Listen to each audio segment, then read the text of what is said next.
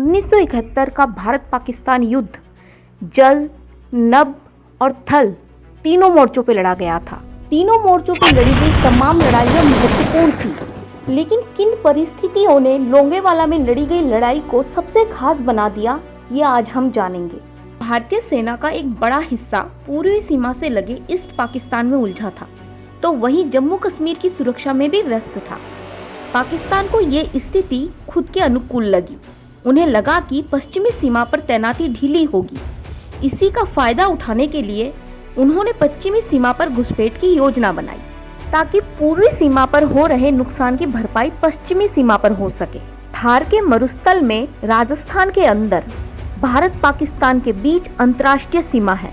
थार का मरुस्थल मतलब दूर दूर तक सिर्फ रेत ही रेत। राजस्थान के अंदर जैसलमेर में सबसे लंबी रेतीली सीमा है, जिसमें सबसे महत्वपूर्ण इलाका था सादेवाला।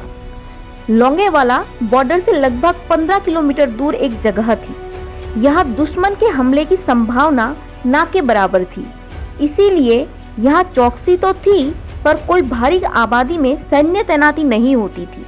इस इलाके में सामान्य दिनों में बीएसएफ के जवान तैनात होते थे, तो वहीं जब भी युद्ध का आगाज होता तो भारतीय सेना मोर्चा संभाल लेती। क्योंकि 1971 के युद्ध का आगाज हो चुका था, इसीलिए राजस्थान की अंतर्राष्ट्रीय सीमा पर भारतीय सेना तैनात हो चुकी थी। बटालियन हेडक्वार्टर सादेवाला में था, जहां 3 कंपनियां तैनात थी।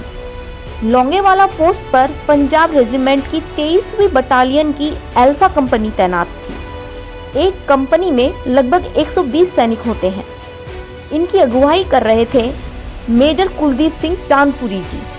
पाकिस्तान के 18वीं डिवीजन के जीओसी जनरल बीएम मुस्तफा को भारत की सीमा में घुसने का जिम्मा सौंपा गया। पाकिस्तान के इस मिशन का नाम था ऑपरेशन लबैक। पाकिस्तानी ब्रिगेडियर तारिक मीर की अगुवाई में 2 बटालियन को आगे निकलना था। वो लोंगेवाला को बाईपास करते और रामगढ़ तक दाखिल होते। उनके साथ टैंकों का एक स्क्वाड्रन भी होता। दूसरी ओर से पाकिस्तानी ब्रिगेडियर जहांजेब अबाब की अगुवाई में एक बटालियन को लोंगेवाला पर कब्जा करना था। अंतिम लक्ष्य के तौर पर जैसलमेर एयरबेस पर कब्जा करने की योजना थी, पर आखिरी वक्त पर ब्रिगेडियर तारिक मीर ने योजना में बदलाव करवा दिया। उनका तर्क था कि इतने लंबे चौड़े प्लान की जरूरत नहीं है, एक साथ एक बार में चढ़ाई करते हैं, एक साथ 2000 सैनिक चुटकी में लोंगेवाला को कब्जा लेंगे। सपने थे बड़े बड़े और ख्याली पुलाव थे बिल्कुल गर्म। उन्होंने सोचा लोंगेवाला में नाश्ता, रामगढ़ में लंच और जैसलमेर में डिनर करेंगे। हमेशा की तरह ही 4 दिसंबर की रात को भी लेफ्टिनेंट धर्मवीर की अगुवाई में एक पेट्रोलिंग टीम गश्त पर निकली। थार रेगिस्तान के सन्नाटे में उन्हें एक अजीब सी घरघराहट सुनाई दी। धर्मवीर ने तुरंत मेजर चांदपुरी को खबर दी। चांदपुरी जी ने धर्मवीर जी को कहा कि वे घबराए नहीं और होने वाली हलचल पर लगातार अपनी नजर बनाए रखें। थोड़ी ही देर में पाकिस्तानी सेना उनके सामने थी। वो साफ साफ देख सकते थे कि लगभग 2000 पाकिस्तानी सैनिक काफी मात्रा में गोला बारूद और बड़ी संख्या में टैंक्स के साथ हमारी ही तरफ बढ़ रही थी। हमारे सामने विकट समस्या थी। लोंगेवाला पोस्ट पर न केवल सैनिक कम थे, बल्कि गोला बारूद भी सीमित ही था। उस समय हमारी वायुसेना रात में उड़ान भरने में भी सक्षम नहीं थी, इसीलिए चांदपुरी जी को हवाई मदद भी नहीं मिल सकती थी। चांदपुरी जी को बोला गया कि या तो वे पोस्ट छोड़कर पीछे हट जाएं, या फिर वहीं डटे रहकर दुश्मन का सामना करें। चांदपुरी जी ने दूसरा विकल्प चुना। उन्होंने अपने जवानों से कहा कि अगर कोई पीछे हटना चाहता है तो हट सकता है, लेकिन वे पीछे नहीं हटेंगे। उनके सारे जवान एक सुर में उनका साथ देने के लिए उठ खड़े हुए। चांदपुरी जी ने अपने जवानों के साथ मिलकर एक सटीक रणनीति तैयार करी। सैनिकों ने लोंगेवाला पोस्ट के आसपास से लंबी दूरी तक कांटेदार तारे बिछा दी। साथ ही सीमित संख्या में उपलब्ध एंटी टैंक माइन को भी बिछा दिया गया।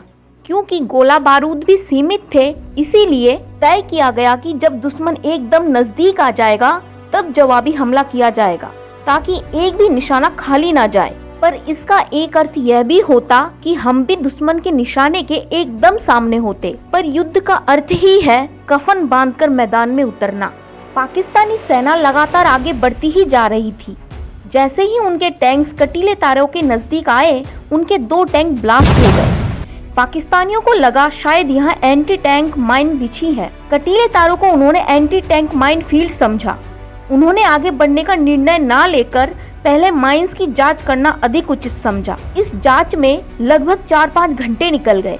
इसके बाद जब वे आगे बढ़े तो 120 जवानों ने चारों तरफ से ताबड़तोड़ गोलीबारी शुरू कर दी, जिससे पाकिस्तानी सेना बुरी तरीके से घबरा गई। पाकिस्तानी सेना अपने टैंक्स के पीछे 3-4 बड़े-बड़े फ्यूल के कंटेनर बांध के लाई थी। उन लोगों की यही अति बुद्धि उनके लिए काल साबित हुई। भारतीय सेना ने इन्हीं कंटेनर्स को अपना निशाना बनाया। फ्यूल के कंटेनर्स आत्मघाती बम की तरह फटे। इससे न केवल उनके टैंक्स तबाह हुए, बल्कि बड़ी संख्या में उनकी सेना भी मारी गई। युद्ध को चलते लगभग 5-6 घंटे बीत चुके थे। हमारे 120 जवान अपनी सटीक रणनीति के चलते दुश्मन के दांत खट्टे कर रही थी और इतने में ही सूर्य भी अपने रथ पर सवार होकर निकल चुके थे और सूर्य की पहली किरण के साथ ही हमारी एयरफोर्स ने लोंगेवाला में ताबड़तोड़ हवाई हमले शुरू कर दिए। इन हवाई हमलों ने लोंगेवाला में दुश्मन के टैंक्स की कब्र खोद दी। युद्ध के पहले दिन के अंत तक पाकिस्तान के 15 टैंक और 23 अन्य गाड़ियां बर्बाद हो चुकी थी। युद्ध के अंत तक पाकिस्तान ने 37 टैंक गंवा दिए। 4 दिसंबर को लोंगेवाला पर पाकिस्तान के द्वारा किया गया युद्ध 7 दिसंबर को भारत की विजय के साथ समाप्त हुआ। अगर इस नॉलेज से आपको कुछ नया जानने और सीखने को मिला हो तो प्लीज़ चैनल को लाइक करें, शेयर करें और सब्सक्राइब करें।